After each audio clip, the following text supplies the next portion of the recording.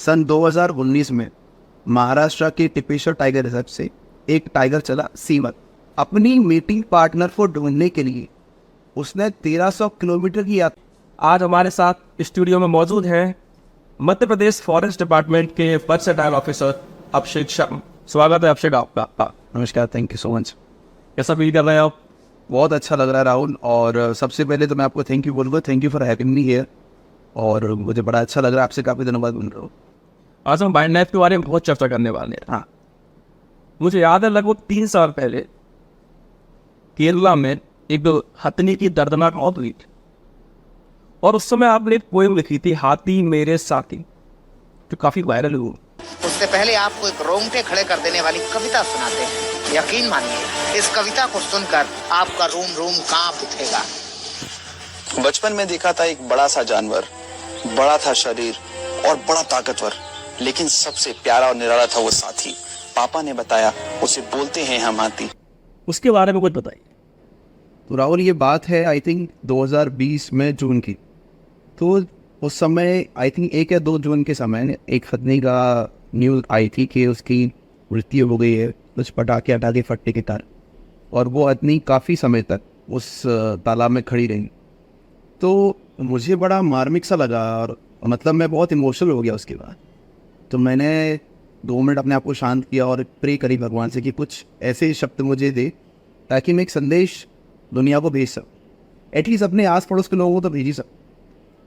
और आप विश्वास नहीं करेंगे राहुल, मैंने अपनी लाइफ में कभी कोई कविता नहीं लिखी है, लेकिन पहली बार उस एक दिन में मैंने जो शब्द मेरे दिमाग में आते गए मैं उनको पिरोता चला गया, एक कविता बन के तैयार हो गई।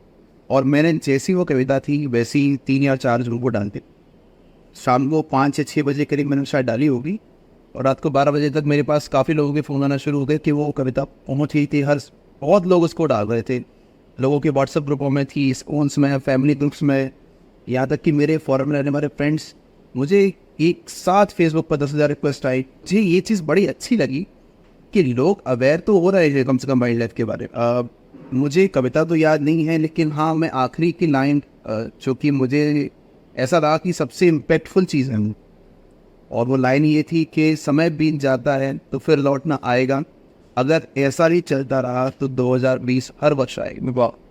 तो मेरा यही संदेश था उसमें कि अगर आप वाइल्ड लाइफ को, नेचर को, प्रकृति को डिस्टर्ब करेंगे, बाढ़ आंधी तूफान ये सारी चीज़ें आती रहेंगी, और ह्यूमैनिटी जो इंसानियत है वो इतनी लंबी नहीं सर्वाइव कर पाएगी, क्योंकि हमारा जो बेस है इंसानों का वो इन सारी क्रीचर्स के कारण है।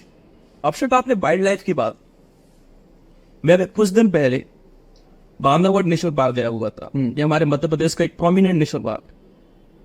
मैंने वहां देखा टाइगर सफारी का अलग ही क्रेज है लोगों में। लोग अर्ली मॉर्निंग उठेंगे और वाइल्ड लाइफ को पूरा साइटिंग के लिए जाते हैं। टाइगर के बारे में कुछ बताइए जो हमें ना मालूम। टाइगर एक अलग टाइप का जानवर है हमारी फूड चेन में राहुल। टाइगर टॉप कार्निवोर की श्रेणी में आता है, यानी कि उसके होने के कारण जो हमारे शाकाहारी जानवर हैं जो एक साथ बहुत सारी मात्रा में जंगल में हो जाते हैं, उन्हीं पर कंट्रोल रखा जाता है। लेकिन इसका मतलब ये भी नहीं कि वो टॉप कार्निवोर को इतना ज़्यादा फैला दे ताकि शाकाहारी जानवर सारे खत्म हो जाए। उसका एक अनुपातिक होता है कि इस अनुपात में टाइगर होने चाहिए ताकि इस अनुपात के शाकाहारी जानवरों को कंट्रोल किया जा सके। इससे शायद हम 3 स्पीसीज। बिल्कुल राहुल, टॉप प्रीडेटर भी है और सबसे ज़रूरी जानवर भी है जंगल के लिए। मैं आपको एक चीज़ और बताता हूँ राहुल, टाइगर जो है उसके सेंस कितने बड़े होते हैं, कितने अच्छे होते हैं, उसका अंदाज़ा आपको इसी बात से लगा लीजिए। सन 2019 में महाराष्ट्र के टिपेश्वर टाइगर रिजर्व से एक टाइगर चला सीवन। अपनी मीटिंग पार्टनर को ढूंढने के लिए उसने 1300 किलोमीटर की यात्रा करी। 1300 किलोमीटर? जी बिल्कुल, 1300 किलोमीटर की यात्रा में उसने 150 दिन लगाए, और वो महाराष्ट्र और तेलंगाना स्टेट के 6 जिलों से गुजरता हुआ बुलढाना महाराष्ट्र के ज्ञान गंगा सेंचुरी में जा पहुंच गया। और आप सोचिए कि उसको कैसे पता था कि यहाँ उसकी परफेक्ट मीटिंग पार्टनर है।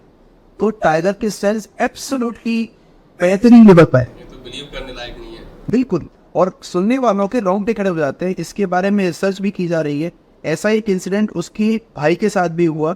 सीटू नाम का टाइगर था। सीवन का ही भाई? सीवन का भाई, सीटू नाम का एक टाइगर था। उसके द्वारा भी सेम यही काम किया गया।